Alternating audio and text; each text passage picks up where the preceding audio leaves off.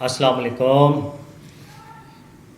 तो आज के लेक्चर में हम देखेंगे कि ASP.NET MVC में व्यूज़ क्या होते हैं, इनको कैसे क्रिएट करते हैं और इनका क्या रोल है, क्या पर्पज़ है। तो लास्ट लेक्चर में हमने देखा था कि हमारे ASP.NET MVC में कंट्रोलर कैसे काम करते हैं और इनकी क्या वर्किंग है। तो चलिए आज स्टार्ट करते हैं, आज का लेक्चर स्टार्ट करते हैं। तो आज का लेक्चर स्टार्ट करने से पहले आप अगर इस चैनल पे न्यू हैं तो चैनल को जल्दी से सब्सक्राइब कीजिए ताकि न्यू आने वाली तमाम अपडेट से आप बेनिफिट उठा सकें। चलिए हम स्टार्ट करते हैं। सबसे पहले हम देखेंगे कि व्यू क्या होता है। हमने पहले डिस्कस किया था कि व्यू एक यूज़र इंटरफेस है। ये भी MVC के आर्किटेक्चर के 3 पिलर्स में से एक है। जैसे हमने कंट्रोलर को एक पिलर कंसिडर किया और मॉडल को और अब व्यू को। तो व्यू जो है डिस्प्ले करता है आपका डेटा यूज़र को, जिसको हम UI बोलते हैं। व्यू के अंदर इन ASP.NET MVC में आपकी 3 से 4 चीज़ें होती हैं, मल्टीपल भी हो सकती हैं, लेकिन मेन जो है इसमें HTML होती है, CSS होती है, JS फाइल्स होती हैं आपकी, और रेजर सिंटैक्स होता है जो कि आपकी कम्युनिकेशन को मॉडल और कंट्रोलर के साथ इजी बनाता है। सिंपल आप ये कह लें कि आपका UI है आपका व्यू। व्यू के साथ अगर हम मॉडल को लिंक करें तो ये एक ऑब्जेक्ट का डेटा हमें या मल्टीपल ऑब्जेक्ट्स का डेटा हमें शो करता है। व्यू हमेशा जैसा कंट्रोलर के फोल्डर में होते हैं ऑलवेज़, इसी तरह व्यूज़ भी व्यूज़ के फोल्डर के अंदर ही होते हैं। जिस नेम का आपका कंट्रोलर होगा उसी नेम से व्यूज़ के फोल्डर के अंदर आपका एक फ़ोल्डर बन जाएगा और उसके अंदर तमाम आपके व्यूज़ होंगे। ये अभी हम प्रैक्टिकल में देख लेंगे। एक कंट्रोलर के मल्टीपल एक्शन मेथड्स हो सकते हैं और हर एक्शन मेथड का एक या एक से ज़्यादा आप रिटर्न कर सकते हैं व्यू। मतलब डिफरेंट होगा, एक ही लेकिन डिफरेंट, किसी में नहीं होगा किसी में होगा। आपकी ये तो रिक्वायरमेंट के अकॉर्डिंग बात। समटाइम हम उसी कोई जब डेटा सेव करते हैं तो आपके मेन कोई रिफ़्रेश कर देते हैं या रीडायरेक्ट कर देते हैं। तो MVC फ्रेमवर्क ये रिक्वायर करता है आपका जो है व्यूज़ के फोल्डर के अंदर सब फोल्डर के अंदर होंगे with the same name of the controller. इससे आपकी रेंडरिंग जो है वो बहुत इजी हो जाती है। फॉर एग्ज़ाम्पल जैसे हमने कंट्रोलर बनाया था होम के नेम से और मैंने आपको दिखाया था कि ये देखें हमारी एम्प्टी प्रोजेक्ट है और इसके अंदर कोई कंट्रोलर कोई व्यू नहीं है। तो जैसे ही हमने एक कंट्रोलर ऐड किया तो same name of the controller views के अंदर एक आपका फ़ोल्डर बन गया था। अभी हम प्रैक्टिकल करते हैं तो आपको अच्छे से क्लियर हो जाएगा। यहाँ पे एक इमेज में दिखाया गया है कि आप ऊपर होम कंट्रोलर ऐड कर रहे हैं तो एट द सेम टाइम आपका व्यूज़ के अंदर same name of the controller आपका एक व्यू फोल्डर के अंदर एक फ़ोल्डर बन जाएगा। ये मैं पहले आपको दिखाता हूँ। यहाँ पे हम एक न्यू प्रोजेक्ट ले लेते हैं। इसका नेम मैंने सेट कर दिया। इसको भी मैं एम्प्टी ही ले रहा हूँ। चलें इसको MVC से लेते हैं। लास्ट लेक्चर में हमने एम्प्टी से देखा था, अभी हम इससे लेते हैं। तो इसी तरह हमने एक और ऐड किया हुआ है स्टूडेंट कंट्रोलर, उसका भी व्यूज़ के अंदर with the same name of the controller एक फ़ोल्डर बना है। लेकिन इनके अंदर ये जो आपको नज़र आ रहे हैं अबाउट, कॉन्टैक्ट अस, इंडेक्स, ये चीज़ें हैं इनके एक्शन मेथड्स के व्यूज़। ये मैं आपको अभी दिखाता हूँ, हमारी एप्लीकेशन ज़रा क्रिएट हो जाए। अच्छा जी, जो आपका व्यू होता है उसकी एक्सटेंशन है .cs_html। .cs_html का मतलब ये है, CS का मतलब है C# और HTML का मतलब है HTML। इस फाइल के अंदर आप C# का कोड और HTML का कोड मिक्स करके एक साथ लिख सकते हैं, जिसको हम रेजर सिंटैक्स कहते हैं विद दी स्पेशल कैरेक्टर के साथ। ये हमने एक एप्लीकेशन क्रिएट कर ली है। डिफ़ॉल्ट कंट्रोलर उसने हमें बना दिया है कंट्रोलर के फ़ोल्डर के अंदर, और इसी तरह उसने ये देखें फ़ोल्डर व्यूज़ के अंदर with the same name of the controller, और उसके 3 मेथड्स 3 व्यूज़ बना दिए हैं। अगर हम कंट्रोलर को देखें, कंट्रोलर के अंदर हमारे 3 एक्शन मेथड बने हुए हैं, इंडेक्स, अबाउट और कॉन्टैक्ट अस। इसी तरह उसके यहाँ पे भी व्यूज़ के अंदर about, contact and index 3 views बने हुए हैं। यहाँ पे हम ऐड करते हैं अपना न्यू कंट्रोलर स्टूडेंट नेम से। मैं एम्प्टी ऐड कर रहा हूँ, लास्ट टाइम भी मैंने एम्प्टी ऐड किया था। इसलिए मैंने किया है कि लास्ट टाइम मैंने प्रोजेक्ट भी एम्प्टी लिया था और यहाँ से एम्प्टी ही लिया था मैंने, तो आपको कन्फ्यूजन ना हो। मैंने कहा था ये मिक्स हम अपनी रिक्वायरमेंट के अकॉर्डिंग लेते हैं। मैं इसलिए एम्प्टी ले रहा हूँ कि एक चीज़ मैं खुद से कोड राइट करूँगा तो आपको अच्छे से क्लियर हो जाए। तो यहाँ पे मैं स्टूडेंट नेम रख रहा हूँ अपने कंट्रोलर का। ये कंट्रोलर का कीवर्ड हमने नोटेशन के लिए साथ में हमेशा लिखना है। ये देखें, जैसे ही हमारा कंट्रोलर ऐड होगा व्यूज़ के फ़ोल्डर के अंदर एक एम्प्टी फ़ोल्डर ऐड हो जाएगा स्टूडेंट के नेम से।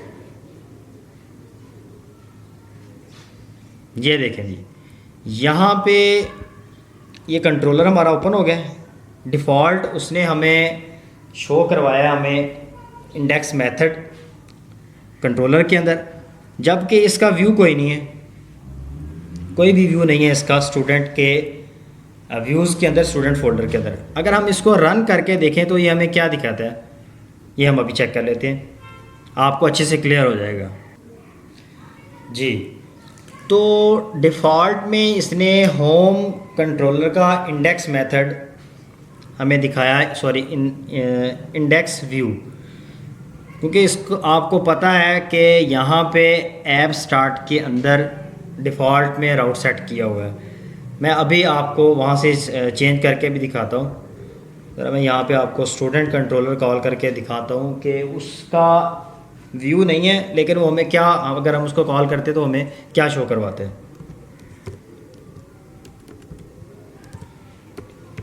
ये स्टूडेंट है हमारा कंट्रोलर का नेम, इसने हमें कुछ नहीं शो करवाया। उसको कह रहा है कि जी स्टूडेंट के नेम की कोई भी मुझे इस तरह की UI रिलेटेड फाइल या व्यू कोई भी चीज़ मुझे शो नहीं हुई, नॉट फाउंड दे रहा जी। ये इतनी सारी एक्सटेंशन से मिलती जुलती कुछ भी चीज़ मुझे नहीं, व्यूज़ के फ़ोल्डर के अंदर से नहीं मिली। तो अब हम क्या करेंगे, यहाँ पे आएंगे, सिंपल हमने व्यू को क्रिएट करना है। यहाँ पे मैं जस्ट राइट क्लिक करूँगा आपके एक्शन मेथड के ऊपर, उस एक्शन मेथड के ऊपर जिसका आपने व्यू ऐड करना है। राइट क्लिक करेंगे, ऐड व्यू के ऊपर जाएंगे, ये आपके पास एक छोटी सी विंडो ओपन होगी। इसमें व्यू का नेम आपने वही रखना है जो आपका एक्शन मेथड का नेम है। टेम्पलेट जो है हमने विदाउट मॉडल एम्प्टी ही फ़िलहाल यूज़ करना है, क्योंकि हमने मॉडल कोई नहीं यूज़ किया। नेक्स्ट क्लास में हम उसको भी डिस्कस करेंगे। और नीचे जो है हमने कोई भी चेक बॉक्स को चेकड नहीं करना, ना ही यूज़ लेआउट को, ना ही पार्शल को। ये हम नेक्स्ट क्लासेस में कवर करेंगे विद इन 2-3 क्लासेस। यहाँ से हम इसको सिंपल ऐड करेंगे तो आप नोट कीजिएगा इस फोल्डर के अंदर इस नेम का हमारा व्यू क्रिएट हो जाएगा। जी, तो ये इसके अंदर स्टूडेंट का इंडेक्स व्यू क्रिएट हो गया है। यहाँ पे मैं अगर लिखूँ hello I am student index method, ये स्टूडेंट कंट्रोलर का इंडेक्स मेथड है। इस स्टूडेंट कंट्रोलर का ये इंडेक्स एक्शन मेथड जिसको हम बोलते हैं, एक्शन मेथड मैं कह रहा हूँ। अच्छा, मैंने कहा था कि हम यहाँ से स्टूडेंट कंट्रोलर को डिफ़ॉल्ट सेटिंग में ले जाएंगे, तो ये मैं आपको यहाँ पे दिखाता हूँ कैसे हम इसको ले जाएंगे। राउट कॉन्फ़िग में जाएंगे हम, जस्ट जहाँ पे कंट्रोलर लिखा है यहाँ पे हमने अपना डिफ़ॉल्ट कंट्रोलर का नेम लिख देना है, और एक्शन मेथड वहाँ पे हमारा स्टूडेंट का इंडेक्स है तो हम इंडेक्स ही रहने देंगे। अब जस्ट हम इसको रन करेंगे तो ये हमें होम कंट्रोलर से रिलेटेड कोई चीज़ नहीं दिखाएगा डिफ़ॉल्ट में। अगर हम कॉल करेंगे तो हमें दिखाएगा।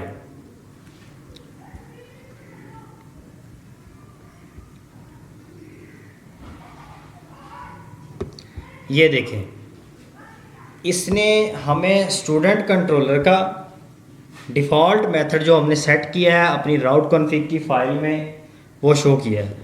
अगर मैं यहाँ पे स्टूडेंट लिखूँ तो ये हमें क्या शो करवाएगा, ये हम अभी देख लेते हैं। अगर मैं आपकी डोमेन नेम और कंट्रोलर का नेम लिखूँगा तो ये तब भी हमें उसका डिफ़ॉल्ट जो हमने सेट किया वही दिखाएगा। अगर मैं यहाँ पे इंडेक्स लिखूँ तो तब भी हमें यही दिखाएगा। अगर मैं यहाँ पे होम लिख के इंडेक्स मेथड कॉल करूँ तो फिर ये हमें चेंज दिखाएगा। अब ये होम कंट्रोलर के इंडेक्स मेथड पे जा रहा है। ठीक है, आपको क्लियर हो गया जी। व्यूज़, हर कंट्रोलर का अपना व्यू है, हर एक्शन मेथड का आपकी रिक्वायरमेंट के अकॉर्डिंग है जी। आपने कौन से कंट्रोलर के ऊपर कौन सा व्यू रिटर्न करना है, कौन सा प्रोसेस करके। मैं यहाँ पे अगर अबाउट के ऊपर क्लिक करूँ, कॉन्टैक्ट अस के ऊपर, तो आप ये यूआरएल में देखें कि होम कंट्रोलर के व्यूज़ दिखा रहा है। अभी हमें कॉन्टैक्ट दिखा रहा है, अब हमें अबाउट दिखा रहा है। अब मैं होम के ऊपर जाऊंगा तो ये हमें इंडेक्स दिखा रहा है। यहाँ पे मैं चेंज करूँगा, स्टूडेंट को कॉल करूँगा तो हमें ये स्टूडेंट का कंट्रोलर दिखाएगा। अब मैं आपको एक और कंट्रोलर एक्शन मेथड ऐड करके दिखाता हूँ। यहाँ पे हमारे स्टूडेंट कंट्रोलर में पब्लिक, इसकी रिटर्न टाइप हमने यहाँ पे लिखनी है। मैं यहाँ पे लिखता हूँ student data std info, student की इंफॉर्मेशन है जी हमारे पास जो भी है, और मैं इसको रिटर्न कर रहा हूँ व्यू।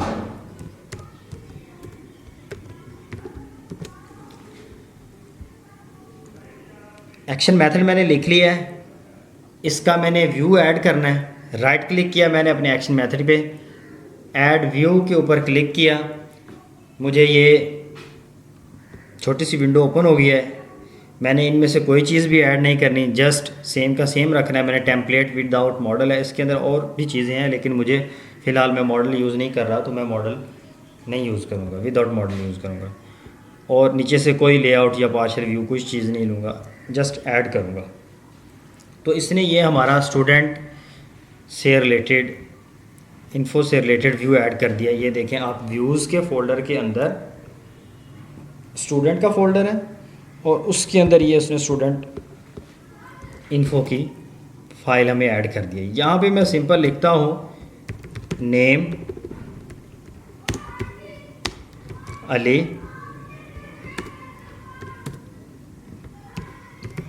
Class second. तो अभी हम देखते हैं ये हमें क्या शो करवाते हैं।